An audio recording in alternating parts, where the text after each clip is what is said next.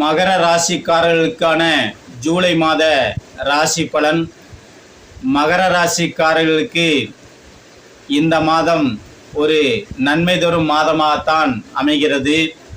உங்களுடைய அட்டமாதிபதியும் உங்களுடைய தைரிய ஸ்தானாதிபதியும் விரையாதிபதியும் இணைந்து ஜீவராசயோகம் என்ற கண்ணோட்டத்தில் 6ஆம் இடத்திலும் உங்களுடைய இரு கேந்திர அதிபதிகள் கூடி 8இல் அமர்ந்து சந்திர மங்கள யோகமாகவும் அமைகிறது. இதுவரை கடன் வாங்கியது போதும், புதிய கடன் வேண்டாம் என்று நினைப்பவர்களுக்கு மீண்டும் கடன் வாங்க வைக்கும் நிலை ஏற்படுகிறது. புதிய கடன் வாங்கி வட்டி கட்ட நேரலாம். பல புதிய முயற்சிகள் உங்களுக்கு கை கொடுக்கலாம். புதிய தொழில்கள் செய்வதற்கு உங்களுக்கான முயற்சிகளை கொடுக்கும், உந்துதல் சக்தியை கொடுக்கும். தேவையில்லாமல் சில நண்பர்கள் உங்கள் வாழ்க்கையில் மூக்கோ நிலைக்க நேரும். இவற்றால் உங்களுடைய நிம்மதிகள் கெடுவதற்கு மாறமாக அமைகிறது.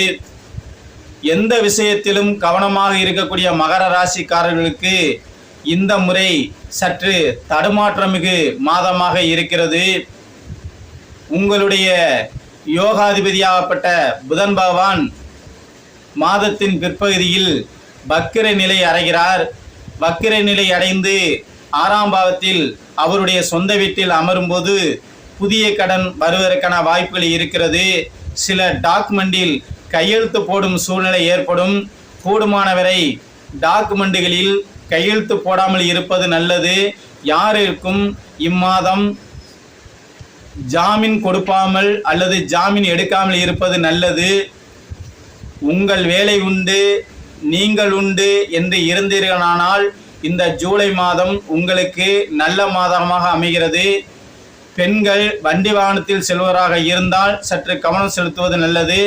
மாணவ செல்வங்களுக்கு நன்மைகள் உண்டு. உத்தியோகத்தில் இருப்பவர்கள் கற்று கவனம் தேவை. என பதவியில் இருப்பவர்களுக்கு பல தடுமாற்றங்கள் ஏற்படலாம். மேல் அதிகாரிகள் தொந்தரவுகள் ஏற்பதற்கான வாய்ப்புகள் இருக்கிறது. முக்கியஸ்தர்களுக்கு இந்த மாதம் ஏற்றமிகு மாதம் இல்லை.